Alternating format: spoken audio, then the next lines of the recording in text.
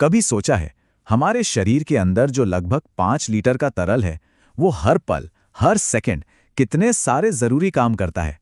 ये कोई मामूली तरल नहीं है, बल्कि एक जीता जागता बहुत ही कॉम्प्लेक्स टिश्यू है। सही मायनों में ये जीवन की एक नदी है जो हमारे शरीर के कोने कोने तक पहुंचती है। अच्छा, तो हमारे खून के मोटे तौर पर दो हिस्से होते हैं। एक है प्लाज्मा, जो करीब 55% है, ये इसका लिक्विड बेस है।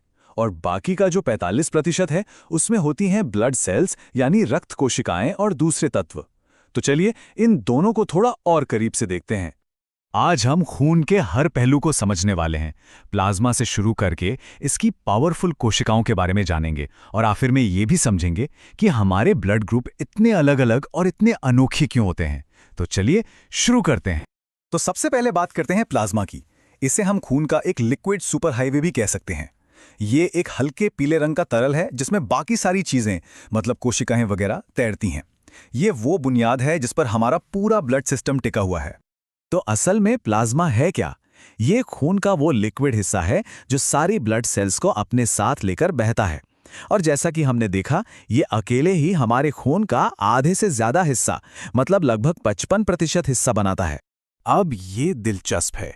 प्लाज्मा में लगभग 92% तो सिर्फ पानी ही होता है, लेकिन इसकी असली ताकत छिपी है उस छोटे से 7% प्रोटीन में। यही प्रोटीन शरीर के कई बेहद जरूरी काम करते हैं। और इन प्रोटीन्स में 3 हीरो हैं। पहला एल्ब्यूमिन, जो ब्लड प्रेशर को मेंटेन रखता है। दूसरा ग्लोबुलिन, जिसमें हमारी इम्यूनिटी के लिए एंटीबॉडीज होती हैं। और तीसरा फिब्रिनोजेन, जो चोट लगने पर खून का थक्का जमाने में मदद करता है। तो देखा, प्लाज्मा सिर्फ पानी नहीं है, बल्कि जरूरी प्रोटीन्स का एक पावर हाउस है। चलिए अब आते हैं खून के सबसे मेहनती कर्मचारियों पर, यानी कि रेड ब्लड सेल्स, जिन्हें एरेथ्रोसाइट्स भी कहते हैं। इनका एक ही मिशन है, और वो है फेफड़ों से ऑक्सीजन उठाना और शरीर की हर एक कोशिका तक पहुंचाना। 50 लाख। सुनने में ये एक बहुत बड़ी संख्या लगती है ना? पर ये 50 लाख हैं क्या? जी हाँ, सिर्फ एक बूंद खून में 50 लाख रेड ब्लड सेल्स होती हैं। और इनकी यही जबरदस्त संख्या है जो हमारे शरीर को 24 घंटे एनर्जी देती रहती है। इन सेल्स की बनावट भी कमाल की है। इनका जो ये बाइकॉन्केव शेप है, मतलब दोनों तरफ से पिचका हुआ, इससे इन्हें ज्यादा ऑक्सीजन पकड़ने के लिए सरफेस एरिया मिलता है। ये बनती हैं हमारी बोन मैरो में और करीब 120 दिन तक काम करती हैं। और सबसे मजेदार बात, इनमें न्यूक्लियस नहीं होता, ताकि हीमोग्लोबिन के लिए ज्यादा से ज्यादा जगह बन सके। हीमोग्लोबिन की यही तो खासियत है। जब ये ऑक्सीजन से जुड़ता है तो इसका रंग बदल जाता है। जब इसमें ऑक्सीजन भरी होती है तब खून एकदम चमकीला लाल दिखता है, और जब ऑक्सीजन नहीं होती तो गहरा लाल हो जाता है। वैसे एक मजेदार फैक्ट यह है कि हीमोग्लोबिन का अपना असली रंग बैंगनी यानी वायोलेट होता है। तो कुल मिलाकर यही लाल कोशिकाएं हैं जो हमें जिंदा रखती हैं। तो एक तरफ हैं रेड ब्लड सेल्स जो ऑक्सीजन सप्लाई करती हैं, और दूसरी तरफ हमारे खून में एक सेना भी है जो हमारी रक्षा करती है। जी हाँ, अब बात करते हैं शरीर के इन बॉडीगार्ड्स की, व्हाइट ब्लड सेल्स या ल्यूकोसाइट्स। ये हमारे इम्यून सिस्टम के वो सैनिक हैं जो लगातार गश्त पर रहते हैं। रेड ब्लड सेल्स के मुकाबले इनकी संख्या काफी कम होती है। खून के 1 माइक्रोलीटर में करीब 8 से 10 हजार।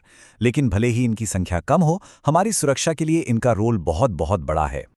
व्हाइट ब्लड सेल्स की भी अपनी अलग अलग टीमें होती हैं, और हर टीम का एक खास काम है।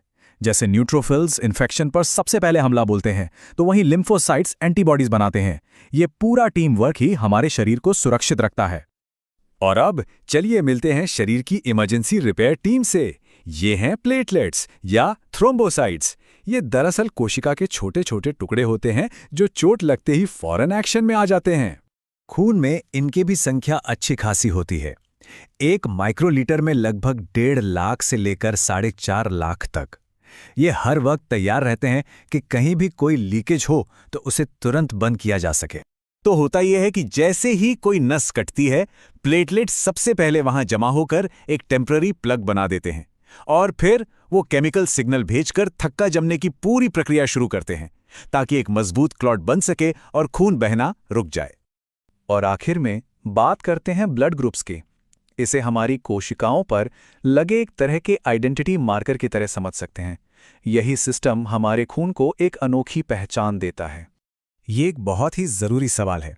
आखिर ऐसा क्यों है कि ब्लड ट्रांसफ्यूजन के लिए सही मैच मिलना इतना ज़्यादा ज़रूरी है? इसका जवाब छिपा है हमारी कोशिकाओं की सतह पर मौजूद एंटीजेन्स में।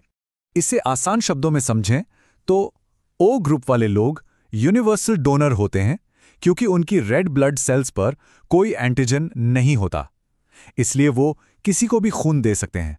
और वहीं दूसरी तरफ ए बी ग्रुप वाले यूनिवर्सल रेसिपिएंट होते हैं क्योंकि वो किसी भी ग्रुप का खून ले सकते हैं। पर कहानी यहीं खत्म नहीं होती।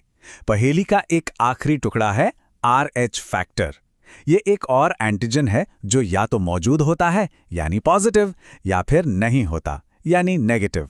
यही हमारे ब्लड ग्रुप को पूरा करता है, जैसे कि O पॉजिटिव या A नेगेटिव। तो खून वाकई में हमारे शरीर के हर हिस्से को जोड़ता है और उसे जिंदा रखता है। ये हमें सोचने पर मजबूर करता है कि जब ये कमाल का सिस्टम ठीक से काम नहीं करता, जैसे कि अनीमिया, हीमोफीलिया या ल्यूकेमिया जैसी बीमारियों में, तो इसका हमारी सेहत पर कितना गहरा और गंभीर असर पड़ सकता है।